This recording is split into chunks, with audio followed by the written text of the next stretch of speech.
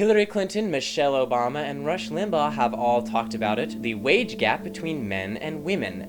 And after all these years of legislation of equal pay and feminist activists, can these things really still exist? We break that down today. Stick around, it's time to shift your paradigm.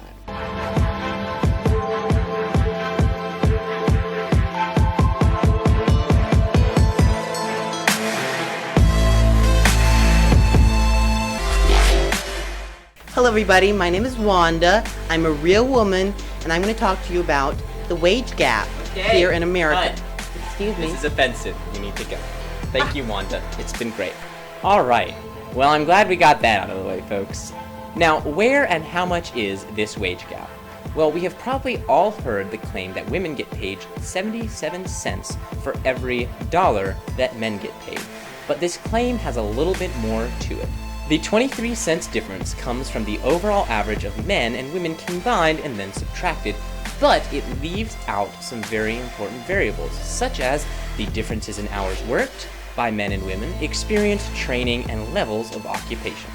Because the average woman works fewer hours per week than the average man, defining the gap in terms of weekly earnings, as the Department of Labor usually does, inflates the wage gap artificially.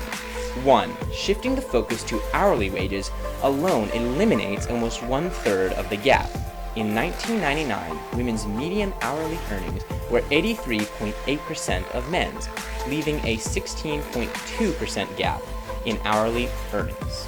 Defining the gender wage gap in terms of hourly earnings not only makes more sense statistically, but also illuminates labor market gains made by women, as this chart shows. During the past 2 decades, the gender gap in hourly earnings has fallen faster than the gap in weekly earnings. 2.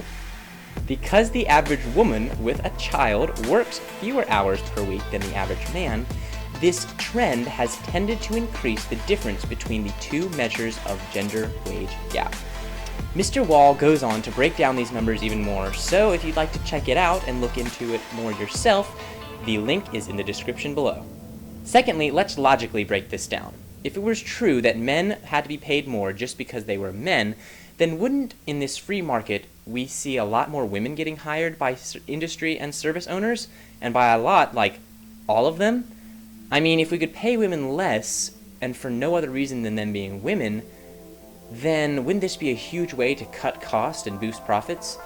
And well, this just isn't the case. There are lots of men and women in the workforce.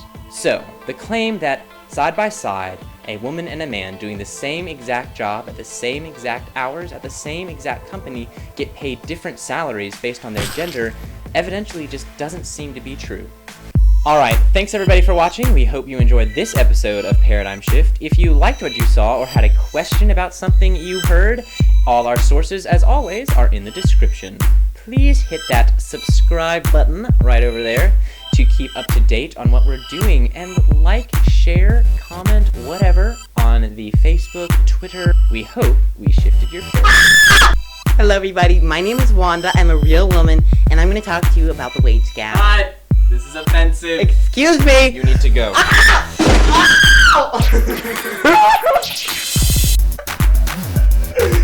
Live from North Carolina, it's Austin Clark!